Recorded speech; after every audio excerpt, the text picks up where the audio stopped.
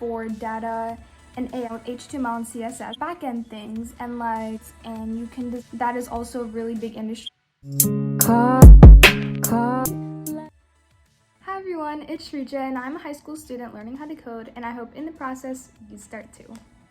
Subscribe if you want to see more tech-related videos. And today I will be talking about which coding language a beginner should start to learn first. The main thing that you want to do is just start, but if you're having a little bit of trouble finding which language to learn first, because there's so many out there and there's so many that will be more popular in the future, but if you just want this as a grounding place, then this video is for you.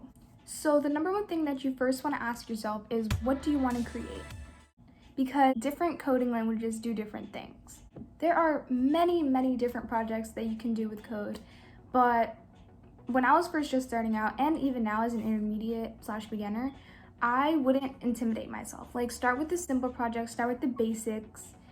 So I was just starting out, I learned Python because that's what everyone said was really popular, and that was what everyone said was amazing. And don't get me wrong, it is, but the way I learned it, I didn't utilize it in the way that it was intended to be. And Python is used for data and AI. It is a general purpose language, but it's mainly used for data visualization, and I didn't know that at the time. So ask yourself, what do you want to create?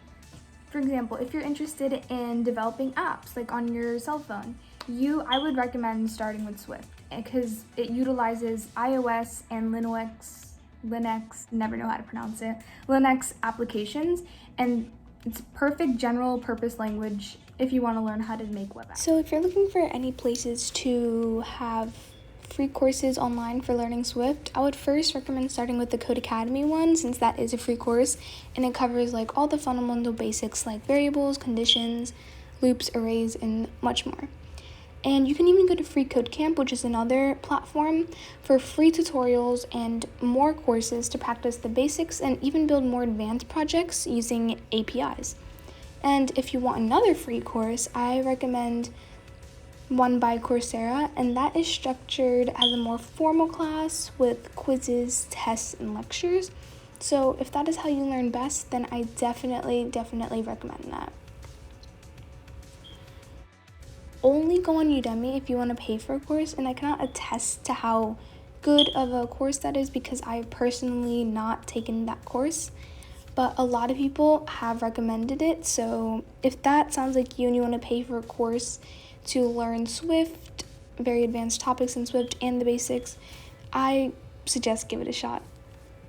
But if you're interested in web development, I totally recommend starting out with HTML and CSS, which is what I'm learning right now. And HTML is basically like the basic structure of a site, like the skeletons, the bones of a site. And CSS is all about the style, how you want it to look like. And JavaScript is like the user input, so like collecting data from whatever website, like if you want to make an account or how the user interacts with the website. So all three of those languages are used in web development, and I love it so far. And I wish I had started with that earlier. So to learn HTML, I would first start off with either Code Academy for HTML or Free Code Camp. Both are great resources if you're a beginner because they explain it really well. They have examples. You can test it out on your own, build projects. It's just really great.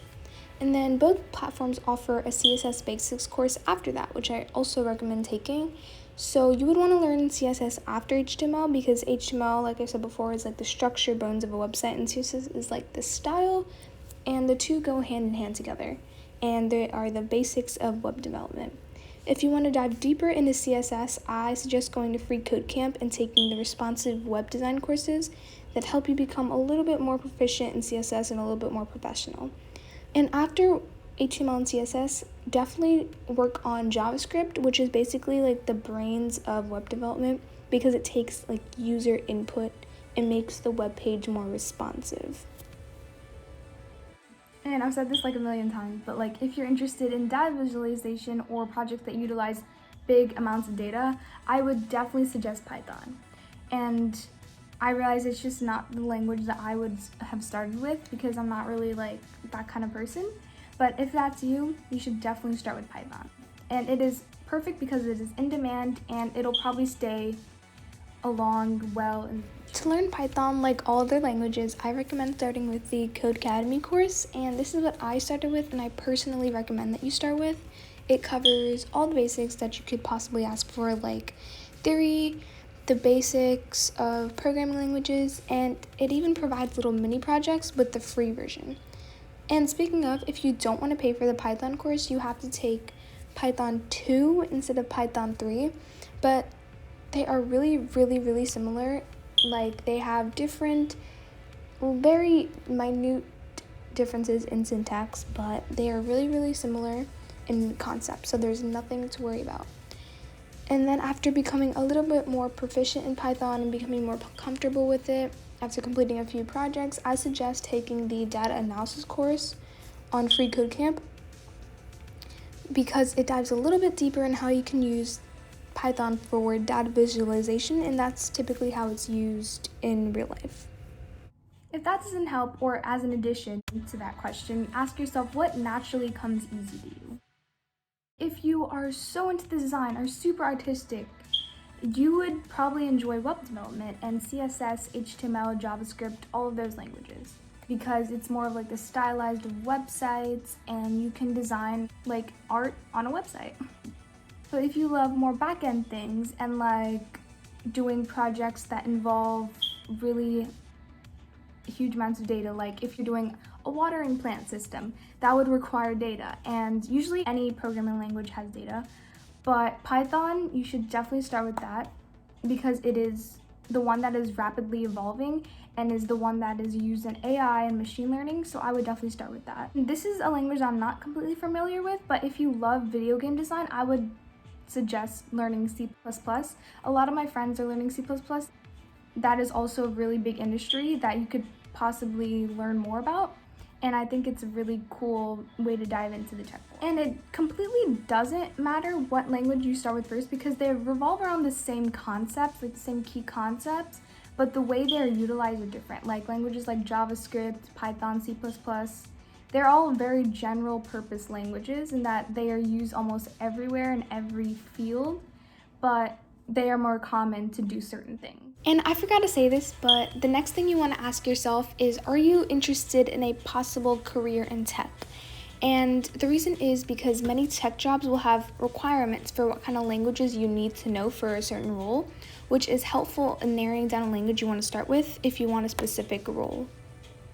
And the last thing that I would do is either go on Google or GitHub to find projects that you want to do or that you want to start on right now. Reason why is because on GitHub, there is a section where you can see what coding languages the developer used to develop that project. And I think it's a great way to start off with those languages if you hope to accomplish a project similar to that one day. Serve like as a guide to where your interest lies, and if you don't want to continue learning a language, then you don't have to. There's always multiple different languages that are very similar, and make sure to look for projects that you actually want to do or you actually like, because it'll serve as a guide to where your interests lie, which is very important because it can help you be more consistent in your practice. And with coding, I've definitely learned is to be consistent with your practice. Otherwise, you will not progress. Thank you for watching. I hope that helped you decide which coding language to learn first, and subscribe if you want for more tech-related videos. Bye!